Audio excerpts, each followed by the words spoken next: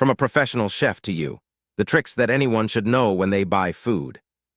I wager everyone here knows some of these things, but I'm going to list everything I can think of regarding eating healthy and well. I'm going to make this a list with sections, so hopefully it's easy enough to parse. Legumes. Buy these dried as often as possible. Keep a stock of beans, lentils, and dried chickpeas around if you can. They are cheap, almost always available, and virtually imperishable. As such, assuming you don't throw them out and keep them properly stored, buying these is a 100% return on your investment. Legumes are one of the most versatile options in your kitchen. As long as you soak them and put them in the fridge before you go to bed, they'll be available the next day to cook quickly. These are the best things to have if you're looking to stretch a meal because of their nutrient density and the fact that they're just delicious on their own. Look into Middle Eastern and African cuisine for creative ways to use these ingredients. Some really common examples are lentil curry, hummus, falafel, and putting chickpeas in a shakshuka. This isn't a recipe post, so look up how to make them yourself. Some grandma has a better and probably even cheaper recipe than I do.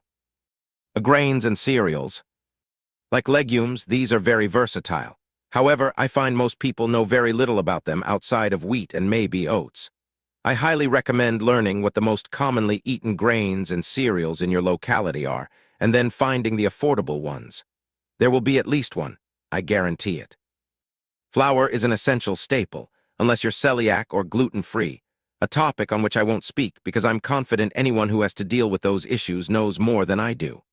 I recommend grabbing all-purpose flour due to its gluten content being a middle ground between low-gluten pastry flour and high-gluten bread flour. You can still use it to make bread, and it has a myriad of other uses as a binder or thickener for sauces. Rice is amazing, as most know already, but seriously, it's one of the most important crops in the world. It has kept civilizations alive for all of recorded history, and it'll keep you alive, too. There is no better fill-me-up food I can think of. Wait for those huge sacks of rice to go on sale. It happens pretty frequently, then buy two. They last forever. Ideally, grab long-grain rice if you're just looking for a side dish or fried rice base, but in a pinch, short grain will do. It's just less forgiving, and the starches don't retrograde as fully, so when you cool it, it doesn't keep as nicely. Keep in mind that rice is pure carbs. It's a good base, but you need other stuff to go with it, or else you'll be deficient in nutrients and feel awful all the time. Trust me from experience. College me went through a raw egg on rice phase, and it wasn't pretty. Barley also is amazing, but for other reasons. It's high in protein and iron and can help dramatically improve your nutrient intake for very little cost. In soups, roasted in tea thanks, Korea, and used in tandem with rice, it can go a very, very long way in making your diet a more sustainable one in times of austerity and plenty alike. Avoid superfoods, not because they're bad for you, just because of their jacked prices. Not to mention, oftentimes the industries surrounding them are ethical nightmares.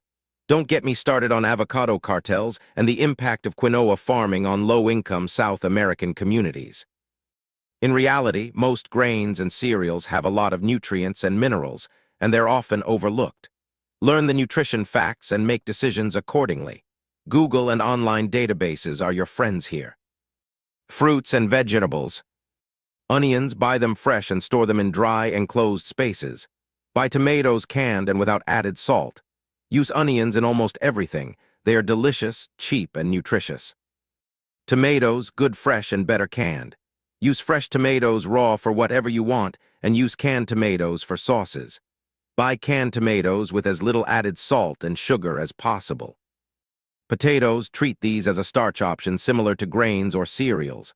Buy them unprocessed in a sack. Store them in dry, enclosed spaces. Basically every fruit, go for it. These things are nutrient bombs, and they are delicious. Buy them seasonally for the best value, and if you have a day to do so, preserve them if you ever see a huge sale. I'm still enjoying lacto-fermented blueberries from last year's insane harvest, where I could buy a pint for $1. For shopping, generally when you buy produce, you should go in order to the discount rack, then the sales, and then everything else. Someone out there has a recipe for literally everything, and some of them are even good. A pepper with a blemish or a tiny spot of mold is still fine, assuming you cut away the blemish or mold. I cannot stress this enough. Find the underappreciated and oversupplied produce. There's always a bin of some forgotten veggie no one eats for some reason. In the West, at least, it seems to often be rutabagas/turnips. I've also seen apples in the fall, corn, and cabbages fall into this category.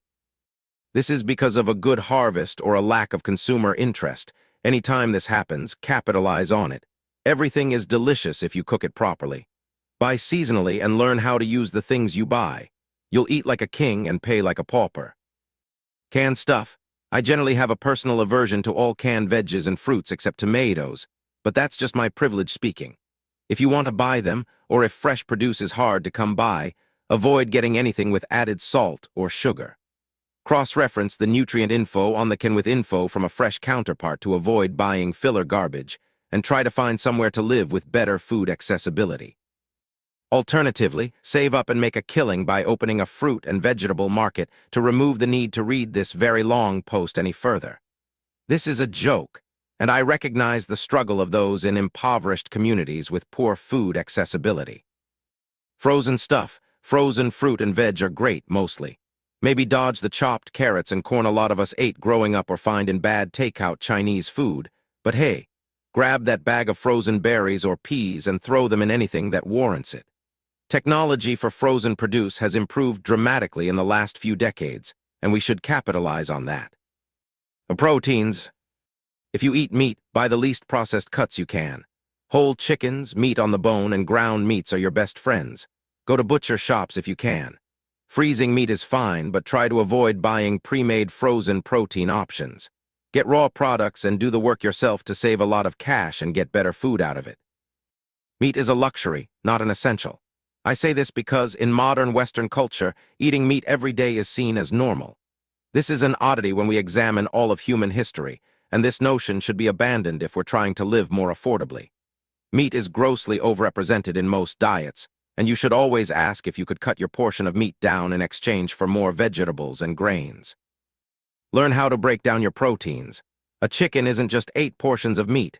It's also bones and a carcass for stock or soup, fat to be rendered out and used as cooking oil thanks Jewish folks, and skin to be cooked down into delicious little chips. This same list can be used for pork, beef, and any other mammal you eat. Fish is iffy. Like as an industry, not many people know their fish, and fish processing companies know that and capitalize on it. I always tell people who like fish to buy fresh and whole and to learn how to pick good fish.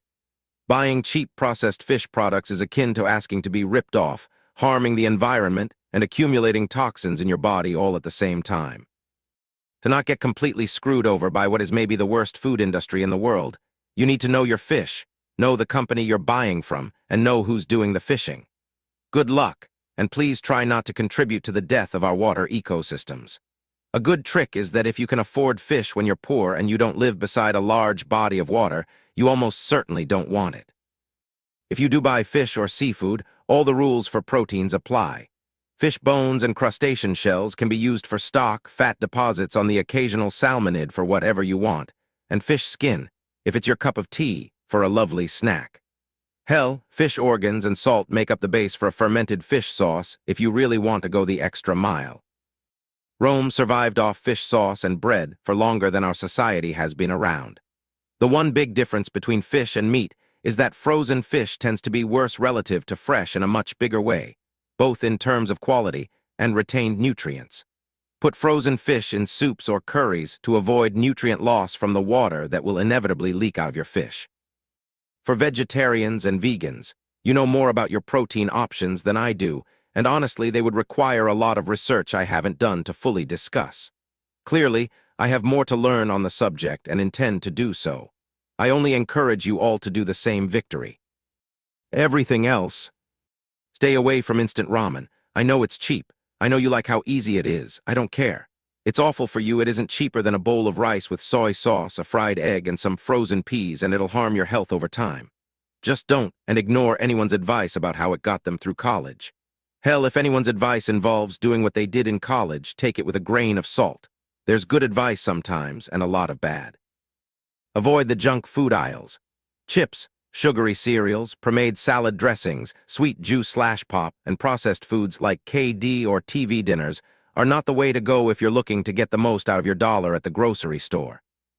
They're bad for you, they're expensive relative to the cost of production, and they put a burden on your body that you'll pay for down the line. Exceptions to this are staple sauces like good soy sauce and fish sauce, grains and legumes, and canned veggies. Cheese is a luxury, so treat it like one. If you're going to buy it, I recommend buying less of it less often and buying the good stuff when you do. Kraft block cheese only costs as little as it does because it's the byproduct of the real moneymaker, whey protein production. If you're going to buy cheese, please support a real cheesemaker. The cheese lover in you will be happier for it. Make your own coffee and buy a thermos. I know Starbucks is delicious. Guess what? You can find a recipe for every drink they make online and then make it better. Some restaurants literally survive because they can sell coffee at nearly 2,000% markup. Truck stop diners and high-end coffee shops do this.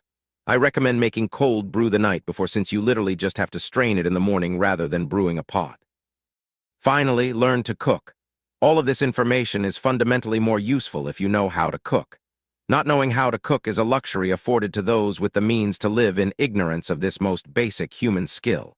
You are living outside your means if you live in a well-off country, don't make at least $60K a year, and can't cook. Best of luck to you all, stay safe out there.